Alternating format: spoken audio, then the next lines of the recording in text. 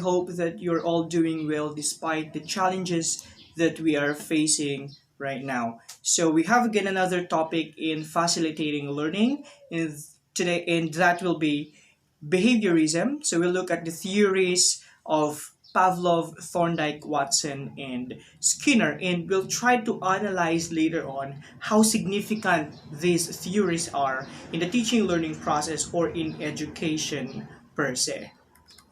So we have here the topics that we are going to deal with. We have the classical conditioning by Pavlov and Watson. We'll also be studying connectionism by Thorndike and of course operant conditioning by Skinner. To start with, I want you to look at these pictures.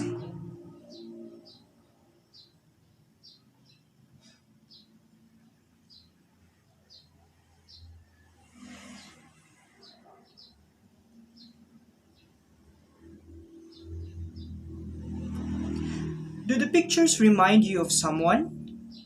When you saw the playground, did it remind you of your childhood friends? When you saw the book, did it remind you of your classmate, of your teacher, or of your parent? When you saw the flower, did it remind you of your loved ones? Well, why do we tend to associate objects to people? We'll try to look the reasons behind as we see the theories in behaviorism. So we have to start with the theory of Ivan Pavlov, no other than the classical conditioning. So who is Ivan Pavlov? He's a Russian psychologist who is well known for his work in classical conditioning or stimulus substitution. So he made this experiment. Initially, he's working actually on the experiment on the stomach, right? But he eventually came up with classical conditioning, all right? So this is the experiment that he conducted. So we have two phases: before conditioning, during conditioning, and after conditioning. So you can see also here in the illustration, we have the food, we have the dog, and we also have the bell, all right? So before conditioning, when the food was presented to the dog eventually salivates because that's the natural response of the dog upon seeing the food, right? Both food and salivation are called unconditioned response, okay? Still, before conditioning, you can see here the bell and the dog. When the bell rang, the dog will not salivate, okay? There's no conditioning yet, right? So neutral stimulus and no conditioned response, all right? So it did not salivate at all. Now during conditioning, before presenting the food to the dog, okay, there's a ringing of the bell first, right? So the bell rang, and then here comes the food, and then the dog salivated. All right. So every now and then, every time the bell is being rang, or yeah, it's being rang, then the food is presented to the dog, right? And then the dog salivates. All right. So that's conditioning, right? It's conditioning. Now after conditioning, even without presenting the food to the dog, even just by ringing the bell, the dog salivates. Okay, it's because the dog associated the ringing of the bell to the food. He is now conditioned that every time he hears or it hears the ring of the bell, the dog will be presented to it, right? Okay, so that's classical conditioning, all right? Association of objects to other objects or people, all right? That's experiment conducted by Pavlov. And the other findings that he had, we also have the stimulus generalization. Okay, so when the dog hears the ringing of the bell, then it now started to salivate. Now, if he hears similar sound to the sound of the bell, it also salivates. Okay, all right, whether it is a bell or in any other similar sounds. Okay, so that's stimulus generalization. We also have extinction. If you stop presenting food to the dog whenever you ring the bell, then there will be no response at all. There will be no salivation at all. So it will become extinct. It will become meaningless now, right? Okay. However, if you presented again a food whenever you ring the bell, then we will have this spontaneous recovery. Okay, it will again start to salivate. Okay, all right. Discrimination.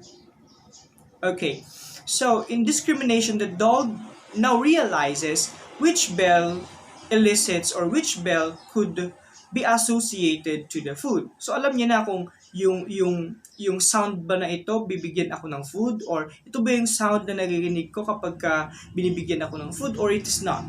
Right? So discrimination, alam niya nang i-discriminate the sound, right? Okay, unlike before that kapag any similar sound, no, it will salivate. But in discrimination, alam niyo na kung ano yung sound na pwedeng i-associate, or i-associate dun sa food, and so it will salivate. And then higher order conditioning, you could they added another stimulus in here. So we have the bell, right? The bell, and then they added a light, right? And then the food. Okay, so that's still conditioning. Now, if the dog saw the light without hearing the ringing of the bell and without seeing the food, it will salivate because it the food was already associated with the light. Okay, under conditioning. Okay, that's higher order conditioning. All right. Okay. Now, another perspective to behaviorism, we have Edward Lee Thorndike. His connectionism theory gave us the original SR, or stimulus response framework of behavior in psychology.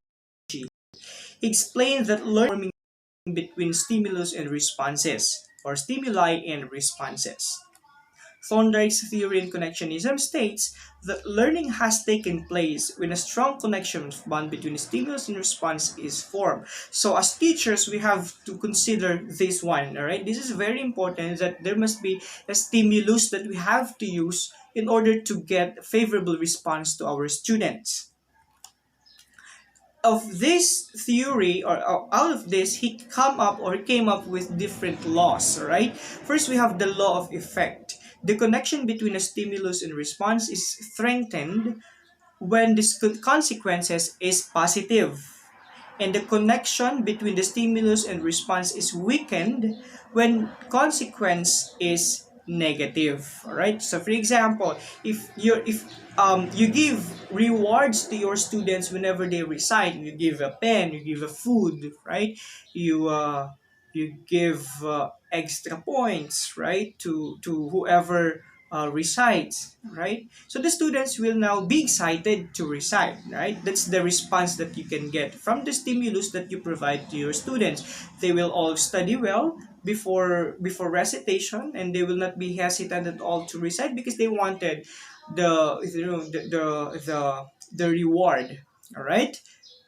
And it will weaken, all right, if there's a negative reinforcement. Okay, what's the example for that? Okay, for example, um, if you're always if you let the students, for example, if you don't let the students take the quiz when they don't behave, right? So that's negative reinforcement, and so they will not even, they will behave properly already inside your classroom, no? So it will weaken already the response from the students. Or do not say, you would say, I will not call the students who will say ma'am, who will keep on saying ma'am and ma'am whenever they recite. You just have to raise your hand. So the action of saying ma'am during your recitation will weaken because of the negative reinforcement, or because of the weak, or the stimulus response is now weaken because you don't want to elicit that response. Okay, that's the law of effect. However, it was also debunked by other psychologists and even Thorndike himself, because not all positive reinforcement, or not all stimulus response positive stimulus response will result to favorable responses. For example, not all students will not be motivated, okay, upon giving prizes to students. For example, the first five students who will answer or can answer the question will be given a pen or a notebook, a book, right? So if you do that always, not all students are motivated, because what about the students who are not really that fast learner, right? Therefore, hindi na sila mapapansin inside your classroom, right? And they will not be receiving any prize at all. So it will not motivate them. So not always it's effective, right? So yeah, he actually revised this law. And another is law of exercise. The more SR bond is practiced, the stronger it will become. So as the saying goes, practice makes perfect. So if you keep on repeating that one, a certain action, for example, a certain thing, then the more you master it. Okay, so that's the law of exercise. So again, there must be a strong bond between the stimulus and response in here. And we also have the law of readiness. The more readiness the learner has to respond to the stimulus, the stronger will be the response between them. So for example, if you ask a question to your students during a lecture discussion, okay, do you give the students time to think? Or if you when you ask a question, you point immediately the person and you let the person stand and give the answer? Or probably you point the student first before giving the question? Do you think the students are ready to answer your questions? They don't even know what the question is, right? If you point the student to stand up before giving the question, right? So they're not ready at all. Okay? So you let them be ready to answer your question. So if you ask a question, you give them time to think so that they can organize their thought before saying it in front of the class. Okay, whenever we start a lesson, okay, we have this what we call motivation before we introduce another lesson, right? And this motivation will let the students be ready. Okay, motivation is the stimulus that you provide to your students.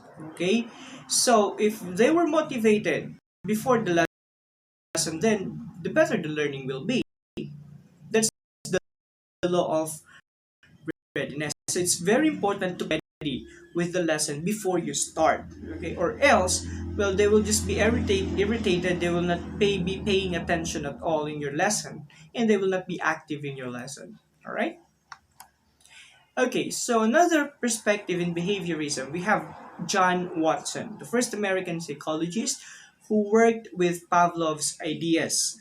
He considered that humans are born with a few reflexes and emotional reactions of love and rage. And the most famous statement of John Watson is that this one.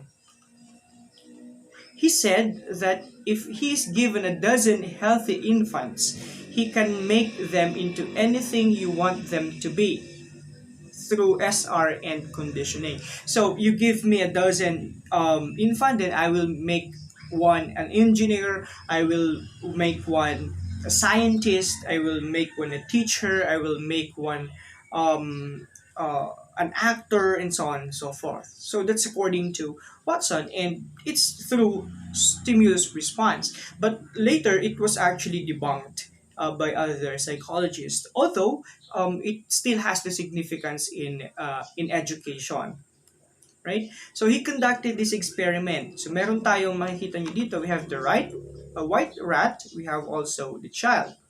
So it's the experiment of little Albert, no? So noong una, there's no response yet from the child upon seeing the rat. So there's no response at all. Okay. However, whenever the child touches the white rat, okay, um, Watson now created or creates a very loud sound which frightened the child. So, every time na matatouch niya yung white rat, magkakaroon ng napakalakas na sound which might frighten the child, right? And because of that, the child will not be scared of rat. So at first, no, hindi siya takot sa white rat. But when Watson used a very loud sound whenever he touches the rat, no, later on nagkaroon na siya ng fear, right? Nagkaroon na siya ng fear of rat because of the sound. Tama? And later on, he was able to unlearn it. Okay? So another experiment was conducted with the same experiment actually. Ang ginawa niya, whenever the child touches the rat, there's no sound at all. So the child also unlearned it, right? So the fear of rat weakens because there's no loud sound at all. It was not already associated with loud sound. So that's the experiment of Watson. Okay. Another psychologist to study who has great contribution in behaviorism in both psychology and education is Burrhus Frederick Skinner. So Skinner's work differs from that of the three behaviorists before him in that he studied operant behavior. Thus, his theory came to be known as operant conditioning. Operant conditioning is based upon the notion that learning is a result of change in overt behavior. Changes in behavior are the result of the individual's response to events, stimuli that occur in the environment. So we have important terms in here. We have the reinforcement. The key element in Skinner's SR theory, a reinforcer is anything that strengthens the desired response. Okay, so in class, the teacher, if the teacher gives rewards, then that could be the reinforcement because the reward would let the students be active inside the class. Okay, if the teacher shows a new and very awesome, great IMs, no, na hindi pa nakikita ng mga estudyante before, that could reinforce them because that would interest the students. Hindi lang Manila paper ang makikita nila, right? May bago silang makikita IMs, then that could be a reinforcement. Okay, that can be used by the teacher. We have here positive reinforcer, negative reinforcer, punishment, extinction, or non-reinforcement. Okay, so what is positive reinforcer? So any stimulus that is given or added to increase a response. So it could be the reward again. Okay, it could be prizes, it could be additional points, or it could be phrases. Thank you. Very good, excellent, right? Absolutely, precisely. That's great, right? So these are positive reinforcements, right? That would increase the response of the students. Of course, if you will be the student and then you recited and your teacher said, very nice, your answer is very nice, right? Your answer is excellent, right? Then that would motivate you to recite again. Okay, that's positive reinforcer, right? We also have negative reinforcer. Any stimulus that results in the increased frequency of a response when it is withdrawn or removed. Okay, now many students in education have misunderstanding between negative reinforcer and punishment. These are two different things, right? Well, a negative reinforcer increased frequency of a response. Well, punishment reduced responses. Again, if it's negative reinforcer, it still increased the frequency of a response, while punishment weakens or reduces the responses. So negative reinforcer, for example, if you are going to, for example, right, if you got a perfect score in your exam, you will not, or a quiz in your prelim exam, if you got a perfect score in prelim exam, you will not be taking your midterm exam anymore. You'll be exempted in the exam. So you remove the examination, right? Now it will increase the frequency of response. Of course, a lot of students would like that, right? Would review very well, right? In order for them to get a high score, a perfect score in prelims, so that they will be exempted in finals, in prelim rather, in midterm, sorry. Okay, so that's negative reinforcement. You removed it. Okay, you removed the exam. Okay, but it increases the frequency of response from the students. Well, punishment. Okay, consequence intended to result in reduced responses. Okay, so what's an example of this inside the classroom? Punishment that teachers give. Okay, what? So, for example, um, the student the student often comes late inside the classroom, right? And you gave the punishment. Okay, um, if you will be late again in the class, then you will not be participating in group activities anymore. Or if you will be 15 minutes late, then you are not allowed to enter the class. That's the punishment, right? So, it will reduce the response. Meaning, kapag ikaw yung estudyante, of course, by next time, you have to be early. You don't want to be late anymore because you don't want to miss any activity inside your class. So that's punishment. Okay, it reduces the response. All right, and extinction or non-reinforcement. So responses that are not reinforced are likely to be, for example, so you have a student inside your classroom who is tayo ng tayo, nakikipagdaldalan, and you see that it does not totally disturb the class, and you know that kapag sinuway mo siya, mas lalo niyang gagawin yon, right? So, pwedeng you ignore first, okay? Kung di naman siya nakakastorbo sa buong klase, you ignore, okay? Because probably the child is seeking an attention. Kapag hindi mo na i-reinforce yon, right? Then, eventually, the child will stop because it was not reinforced. Okay, so that's extinction or non-reinforcement. That's effective when it comes to classroom management. Okay, all right. So I want you to look at these are very significant theories in education, right?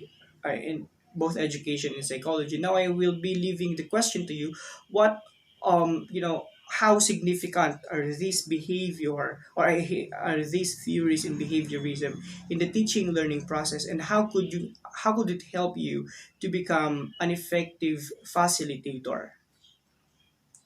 Okay, and my reference is this, my favorite book in facilitating learning. And thank you so much for listening.